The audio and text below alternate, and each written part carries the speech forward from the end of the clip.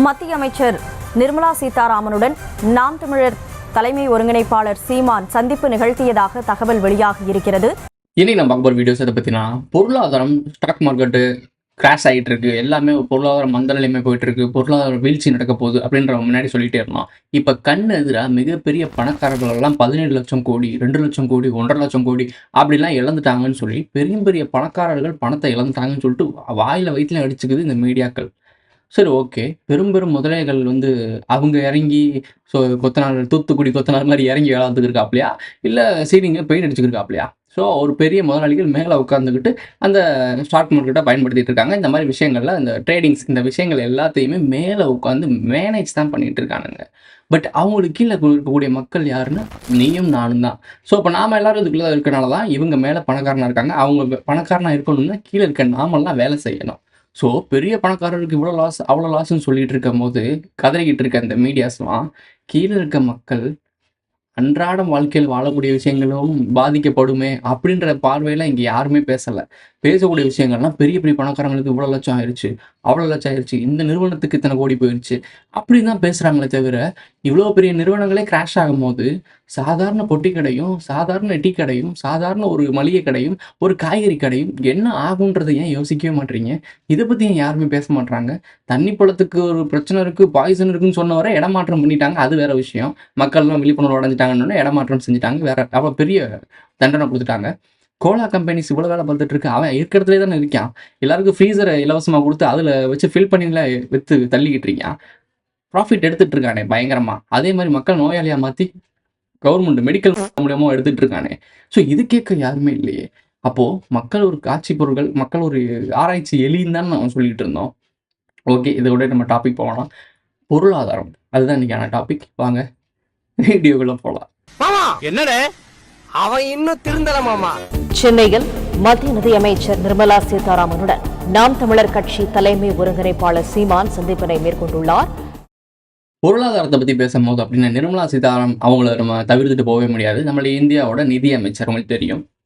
அவங்கள பற்றி ஏன் பேசணும் அப்படின்னா, அவங்க தமிழ்நாட்டுக்கு எதுவும் தனி நிதி ஒதுக்கியிருக்காங்களா அப்படிலாம் கிடையாது. மேட்டர் என்ன அப்படின்னா, சீமான் அவர்களை சந்திச்சிருக்காங்க ஒரு ஸ்டார் ஹோட்டலில் அப்படின்னு ஒரு நியூஸ் வருது. நேற்று நைட்டு சந்திச்சிருக்காங்களா, இன்னைக்கு ரிலீஸ் ஆகுது, நியூஸ் பேசிகிட்டு இருக்காங்க.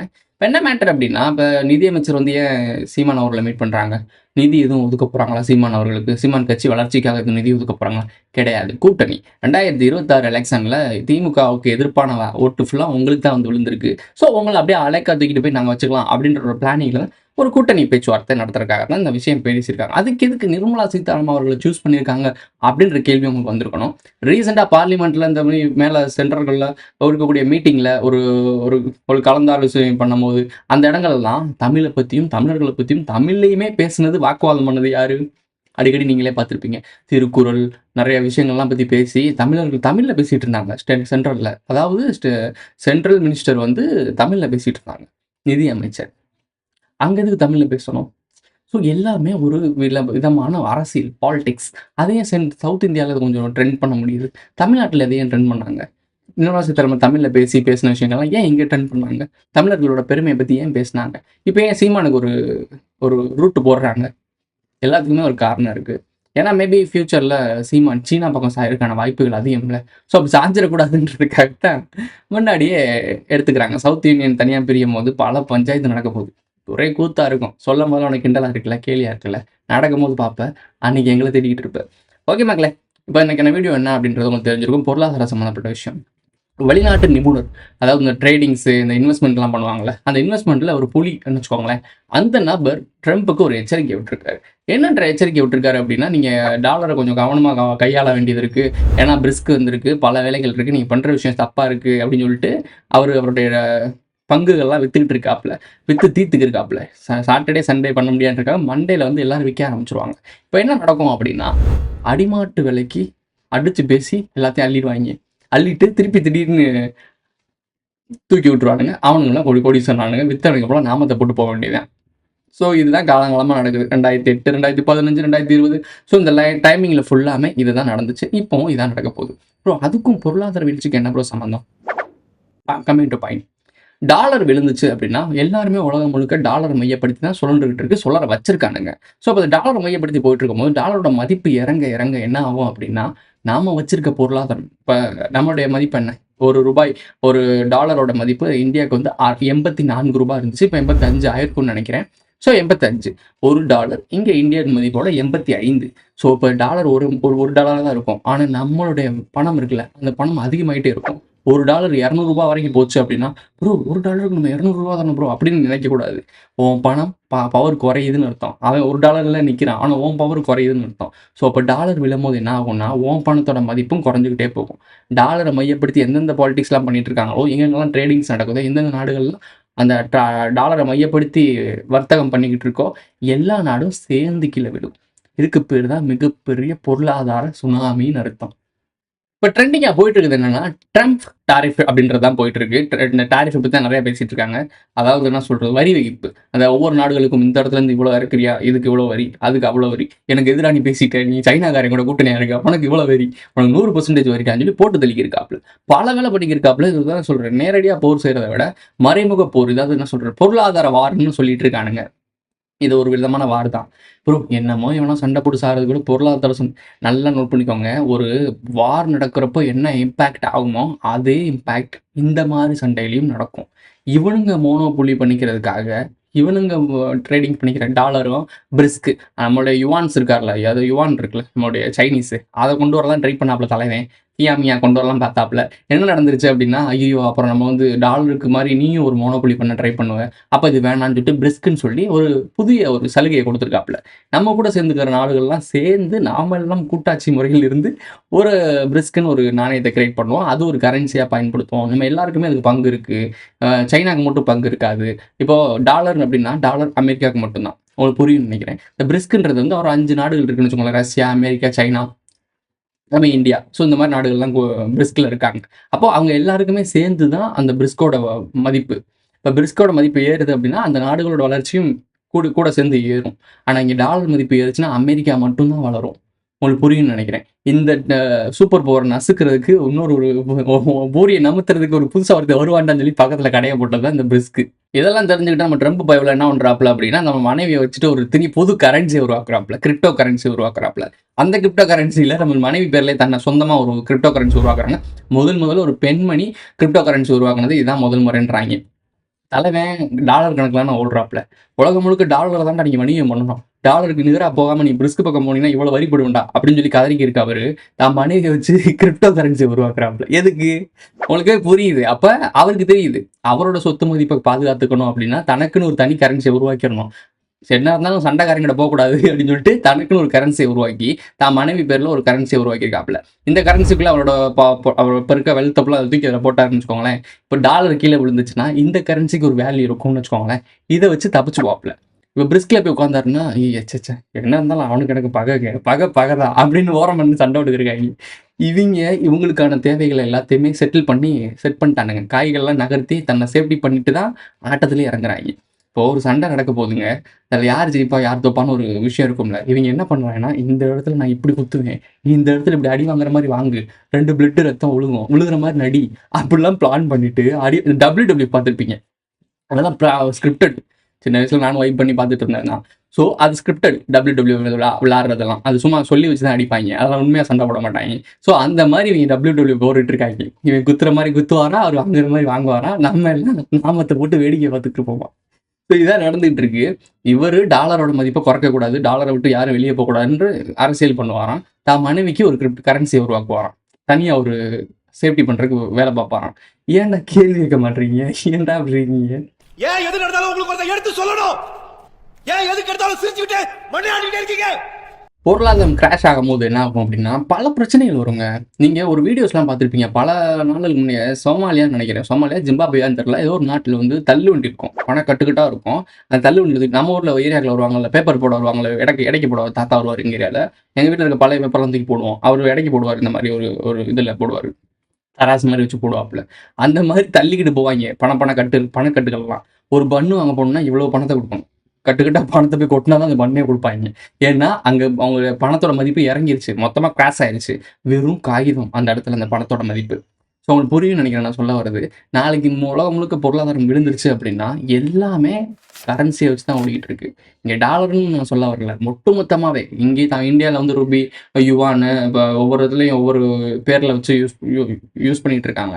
இப்ப பொருளாதாரம் விழுந்துச்சுன்னா மொத்த நாடும் சேர்ந்து தான் விழுகும். அதே மாரி பொருளாதாரம் விழுகிறத விட அமெரிக்கா விழுந்துச்சுன்னா, அமெரிக்கா சுத்தி இருக்க எல்லா நாடுகளும் சேர்ந்து தான் விழுகும். அப்படி விழுகும்போது என்ன நடக்கும் அப்படின்னா, நம்மளால ஒரு 1 கிலோ தக்காளி வாங்க முடியாது. நீ வாங்கணும்னா ரூ. 4,00,00,000 கொண்டு போய் போடணும். பணத்தை மூட்டை மூட்டையா கொட்டணும். அப்பதான் 1 கிலோ தக்காளி உனக்கு கொடுப்பேன். உனக்கு புரியும்னு நினைக்கிறேன். நம்ம கிட்ட இருக்கிறதே 5 10 நம்ம போய் தக்காளி வாங்க முடியுமா? தக்காளி வேடிக்கை தான் பார்க்கணும். தக்காளியை வரைஞ்சு வச்சு அதை வாயில போட்டு திங்க வேண்டியது சீரியஸான மேட்டருங்க இது. ஒரு 100 வருடங்களுக்கு முன்னாடி நீங்க பேக்கில் போய் பார்த்தீங்கன்னா பஞ்சம் வந்துச்சு, குறிப்பா மதுரையில. அந்த பஞ்சத்தை நீங்க பார்த்தீங்கன்னா ஃபோட்டோஸ்லாம் பார்த்தீங்கன்னா மிரண்டு போயிருவீங்க. மனுஷன் மாதிரி இருக்க மாட்டான், கம்பு குச்சி மாதிரி இருப்பான். அந்த மாதிரி மாறி விட்டு உருந்து செத்து சுண்ணாம்பா போயிடுவாங்க. காரணம் என்னன்னா கிராஷ், பொருளாதாரம் விழுந்தனால. ஸோ இந்த பஞ்சம் வந்து செயற்கை பஞ்சமாக தான் உருவாக்குனானுங்க. ஆல்ரெடி நம்ம முன்னோர்கள் வாழும் போதெல்லாம் இப்படிலாம் ஒரு விஷயம் நடக்கவே நடக்காது. இப்படி ஃபியூச்சரை ப்ரெடிக்ட் பண்ணி இப்படி ஒரு விஷயம் இயற்கை சீற்றம் வரப்போகுது அப்படின்னா அதுக்கேற்ற மாதிரி ப்ரிப்பராக தான் இருப்பாங்க. அந்த இதுக்கு சேஃப்டி பண்ணி செட்டில் ஆயிடுவாங்க. அந்த பிரச்சனையும் வரும். இப்போ இது ஐலாண்டு ஒன்று இருக்குல்ல, இந்தியா கீழே ஒரு ஐலாண்ட் இருக்குது, அங்கே யாருமே போகக்கூடாது, இந்த ஐலாண்டுக்குள்ளே மனுஷர்களை கொண்டுருவாங்க அப்படிலாம் சொல்லுவாங்கல்ல. சுனாமி வரும்போது அவங்க மட்டும் சாகாமல் எப்படி எஸ்கேப் ஆனாங்க? அவங்களுக்கு அந்த அறிவு இருக்குது. அவங்க நாகரிக உலகத்துக்குள்ள வரல. நீங்கள் தான் நினச்சிட்டு இருக்கீங்க இது நாகரிக உலகம், நம்ம அப்டேட் ஆகிட்டோம்னு. நாம தான் தற்கொலையாக வாழ்ந்துட்டு இருக்கோம். நம்ம வாழ்ந்துட்டு இருக்கிறது ஒரு குழப்பமான ஒரு உலகம்னு வச்சுக்கோங்களேன். இப்போது இந்த பணம்னு ஒரு மதிப்பு, வெறும் காகிதத்துக்கு இருக்க மதிப்பை கோல்டை வச்சு மையப்படுத்தி போயிட்டு இருந்துச்சு. இப்போ கோல்டும் எவனும் யூஸ் பண்ணுறது இல்லை, வெறும் பணம். அந்த கரன்சியில் கையெழுத்து போடுறது இந்த நாட்டில் இருக்கக்கூடிய அதிகாரி போடுற கையெழுத்தில் தான் அந்த மதிப்பே. உங்களுக்கு புரியும்னு நினைக்கிறேன். ஸோ இந்த கும்பல்லாம் சேர்ந்து ஒரு இடத்துல முடிவு பண்ணி, நான் கூட சொல்லியிருக்கேன், அந்த அவார்ட் ஃபங்க்ஷன்லாம் எல்லா திருடங்களும் ஒன்றா உட்காந்துக்கிட்டு இந்த திருடனுக்கு பெஸ்ட் திருடன்னு சொல்லி அவார்டு கொடுக்குறாங்க இல்லை, அந்த மாதிரி இதான் நடந்துக்கிட்டு இருக்கு. இது எல்லாமே அவங்க மேலே உட்காந்துக்கிட்டு ஒரு பிம்பத்தை உருவாக்கிடுறாங்க. இது ஒரு பெரிய நாடு, இந்த நாடு சொன்னால் சரியாக இருக்கும், இவர் ஒரு பெரிய தலைவர், இவர் சொன்னால் சரியாக இருக்கும், இவர் பெரிய விஞ்ஞானி, இவர் சொன்னால் சரியாக இருக்கும் அப்படின்னு சொல்லிட்டு ஒரு இடத்த உருவாக்கி இவங்களுடைய மீடியாஸ், இவங்களோட ஆட்கள், இவங்களோட ஆளை வச்சு அவார்டு கொடுக்குறதா இருக்கட்டும், ப்ரொமோட் பண்ணுறதா இருக்கட்டும், அவங்களுக்கு பெனிஃபிட் கிடைக்கிறதா இருக்கட்டும், பணம் கொடுக்குறதா இருக்கட்டும், இந்த மாதிரி நிறைய விஷயங்கள் கொடுத்து அவரை ஒரு பெரிய ஆள் மாதிரி நம்ம கண்ணில் காட்டுவாங்க. நம்மளும் அதை நம்பிடுவோம். அந்த நபரை வச்சு ஒரு சில விஷயங்கள்லாம் சொல்லுவாங்க. அப்போ என்ன நினைப்பீங்க? நம்பகத்தன்மை உருவாயிருதா? அந்த நம்பகத்தன்மையை வச்சு தான் இங்கே வியாபாரமே ஓடிக்கிருக்கு. அப்போ உங்களுக்கு ஒரு விஷயம் புரிஞ்சிருக்கணும், எல்லாமே போலி தானே, அவனுங்க முடிவு பண்ணுறது தானே. இதைத்தான் நாங்கள் சொல்லியிருக்கோம். எவனோ ஒருத்தன் எங்கேயோ உட்காந்துக்கிட்டு முடிவு பண்ணுற விஷயத்தினால நம்ம தலையில் இடி விழுகுதுன்னா இது தேவையா நமக்கு? இந்த கட்டமைப்பு உடைக்கிறதுக்கு தான் நம்ம சொல்லிட்டு இருக்கோம், விழிப்புணர்வோட இருங்கன்னு. ட்ரம்ப் அவர்களை போட்ட அழுத்தத்தினால ஈரானை போட்டு நசுக்கிட்டாங்க, நசுக்கி புழிஞ்சு கரும்பு சக்கியாக மாற்றிக்கிருக்காங்க. எதுக்கு அப்படின்னு கேட்டிங்கன்னா ஒரே ஒரு காரணம் தாங்க. சைனாக்காரனுக்கு ஆஃபர் போட்டு, உங்களுக்கு நான் இந்த சலுகையில் கொடுக்குறேன், இங்கே ஆடி ஆஃபர் கொடுக்குறேன்னு சொல்லிட்டு பெட்ரோலை கொடுத்துருக்கியா. இது கொடுத்தனால நீ எப்படா கொடுப்ப? ஒன்று நல்லா புரிஞ்சுக்கோ, சைனீஸ் அமெரிக்கா 2 பேரும் ஒரு ஸ்பேஸ் வார் மாதிரி, சைனாவும் ரஷ்யாவும் அமெரிக்காவும் ரஷ்யாவும் ஸ்பேஸ் வார் பண்ணாங்க. நான் ஒருக்கா 11/9 அந்த மாதிரி ஒரு இதில் 3 அழிக்கிறதுக்கு பிளான் பண்ணியிருக்காங்க. அந்த வீடியோ இப்போ தான் ரிலீஸ் ஆகி அந்த ஃபுட்டேஜ்லாம் வெளியாகி போயிட்டுருக்கு. அது அப்புறம் பேசலாம். ஓகே, இப்போ சைனா கூட சேர்ந்து ரஷ்யாவும் 2 பேரும் சேர்ந்து, இப்போ சைனா ரஷ்யா 2 அண்ணன் தம்பியை ஒன்று செஞ்சுட்டாங்க. அமெரிக்காவை எதிர்க்கிறாங்க. அங்காளி பங்காளி சேர்ந்துக்கிட்டு எதிராளி எதிர்த்துக்கிட்டு இருக்காங்க. இவங்க 2 பேரும் பண்ணுற ஒரு சண்டைனால சாதாரண ஈரான்ற நாடு தன்னோட வியாபார பொருள் இருக்குது, தன்னிட்ட ஒரு பொருள் இருக்குங்க, என்கிட்ட வந்து பெட்ரோலியம் இருக்குன்னு வச்சுக்கோங்களேன், எனக்கு இந்த நாடு பிடிச்சிருக்கு, இந்த நாடு எனக்கு ஃபேவராக இருக்குது, என்கிட்ட நல்லா அன்னுனியமாக பழகுறாங்க, எனக்கு வந்து சைனீஸ்லாம் கற்றுக் கொடுக்குறாப்புல, சைனீஸில் பொண்ணுங்க அழகாக இருக்காங்கன்ற ஒரு சந்தோஷத்தில் ஒரு கொடுக்குறாப்புல, ஒரு ஆஃபர் கொடுக்குறாப்புல மனுஷன், ஒரு ஆஃபர் இது நம்மளோட முடிவு தானே. இப்போ நான் என்னோட பொருள், என் வீட்டில் இருக்க பொருள், என்கிட்ட தான் பெட்ரோல் கிடங்கெல்லாம் இருக்குது, நான் அந்த சைனாக்கு கொடுக்குறதா இருந்தாலும் ரஷ்யா கொடுக்குறதா இருந்தாலும் யாருக்கு கொடுக்குறதா இருந்தாலும் என்னோட விருப்பம் தானே. இதை 3வது ஆளை வந்து நாட்டாம பண்ணுறதுக்கு இவன் யாரு? ஸோ இந்த கேள்வி தான் உங்களுக்கு எல்லாத்துக்கும் வந்திருக்கணும். இவர் சைனாவுக்கு ஆஃபர் கொடுத்தனால இவர் மேலே பொருளாதாரம் தடை கொடுக்குறாராம்.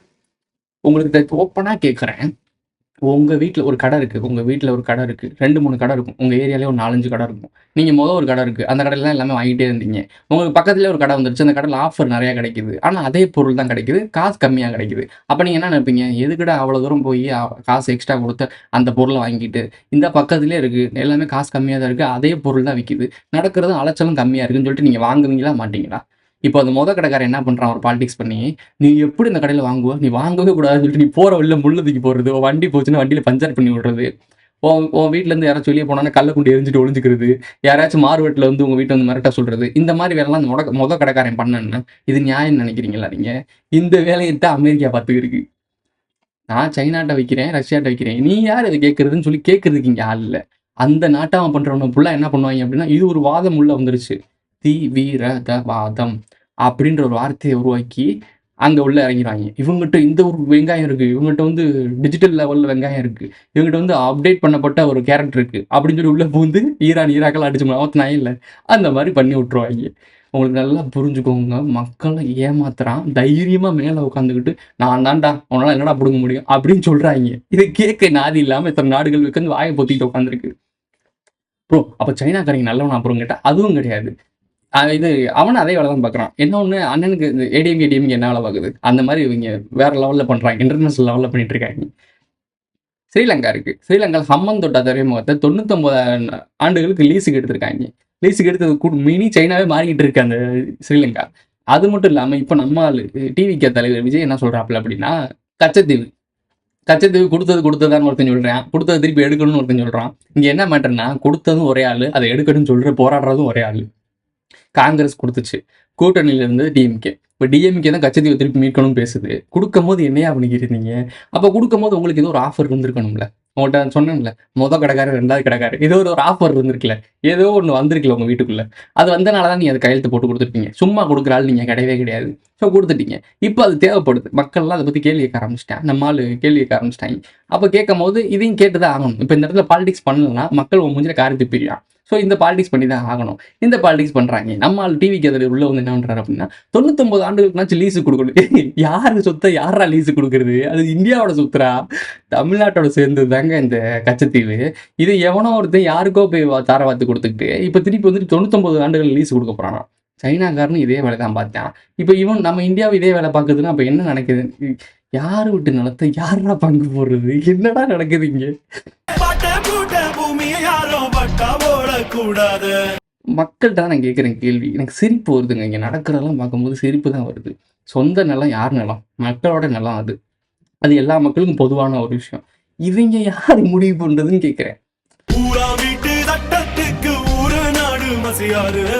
அவங்க அப்படியே முடிவு பண்ணுறதா இருந்தாலும் இது தமிழ்நாட்டை சேர்ந்தது, தமிழ்நாட்டு மக்கள்கிட்ட வாக்கெடுப்பு எடுங்க, மக்கள் கொடுக்கலாமா வேணாமான்னு இவங்க சொல்லி இல்லை கொடுங்கன்னு சொன்னால் மக்கள் எல்லாரும் சேர்ந்து கொடுக்க சொன்னீங்க, கொடுத்துருங்க, பிரச்சனை இல்லை. மக்கள் எல்லாரும் வேணும்னு நினைக்கிறாங்க, எழுதி வாங்கிக்க, நீ தானே கொடுத்ததை எடுக்கிறதுக்கு எவ்வளோ நேரம் ஆகுது? அந்த இம்முனியோண்டு நிலத்தை பார்த்து ஏன்டா பயப்படுறீங்க? அவங்க பயப்படலை. இங்கே இருக்கிறவங்க அவங்கள போய் தாக்க விடாமல் அவங்கள பாதுகாத்துக்கு இருக்காங்க. காரணம் என்னென்னா, கண்டி நாயக்கர் ஆவணப்படத்தை பார்த்தா தான் தெரியும். ஸ்ரீலங்காவில் ஆளுந்துக்கிட்டு இருக்க கும்பல் இருக்குல்ல, அந்த கும்பல் யாருன்னா இங்கே தமிழ்நாட்டில் முக்காடு போட்டு ஆண்டுகிட்டு இருக்குல்ல, இந்த கும்பல் அந்த கும்பல் ஒரே கும்பல் தான். மஞ்சள் துண்டு. இந்த கும்பல் தான் 2 கும்பல் ஆண்டுகிட்டு இருக்கு. அங்கே என்னன்னா சிங்களன்ற பேரில் ஒழிஞ்சுக்கிட்டாங்க, இங்கே தமிழ்ன்ற பேரில் திராவிடத்தில் ஒழிஞ்சுக்கிட்டாங்க. எல்லா இடத்துலையும் மக்களை ஏமாற்றி தான் பொழைச்சிக்கிட்டு இருக்காங்க. தமிழ்நாடு ஸ்ரீலங்கா கிடையாது, உலகம் முழுக்க. இப்போ அமெரிக்கா மட்டும் சும்மா இருக்கு, செவ்விந்தியர்களை வரட்டி விட்டு தானே உள்ள போந்தாங்க. குடும்படா இப்போ இந்த உலக வரலாறுலாம் படிக்கும் போது சிரிப்பு தான் வருது. இதுதான் யாராச்சும் ஸ்கூலில் சொல்லி கொடுத்தாங்களா? செவ்விந்தியர்களை விரட்டி விட்டு தான் அமெரிக்கா உள்ள போச்சு. ஆனால் இப்போ அமெரிக்கா தான் இங்கே போனபொலி பண்ணிட்டு இருக்கு. எவன் விட்டு சொத்து, எவன் விட்டு இடத்துல நீ உட்காந்துட்டு ஆட்டம் போட்டுக்கிருக்கு. அதே மாதிரி தான் இங்கே திராவிடம் எங்கேயோ இருந்து உள்ள வந்து உட்காந்துக்கிட்டு தமிழ் மண். அங்கிட்டு சிங்களம் எங்கிட்ட இருந்து உள்ள வந்துட்டு விஜயபாகுவா யாரோ ஒருத்தர் எங்க குஜராத்லேருந்து இறங்கி வந்திருக்காப்புல தலைவன், ராஜஸ்தான் அந்த ஏரியாலேருந்து வந்திருக்காப்புல.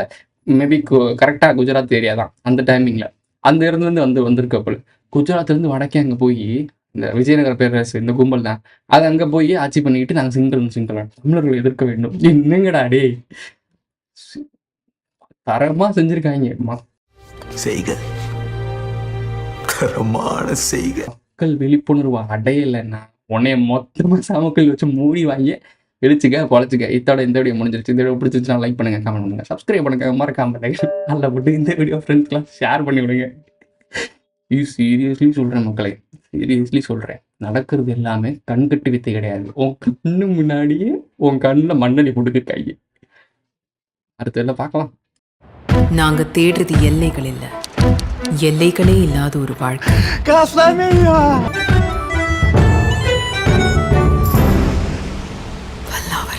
Nosotras estamos en casa.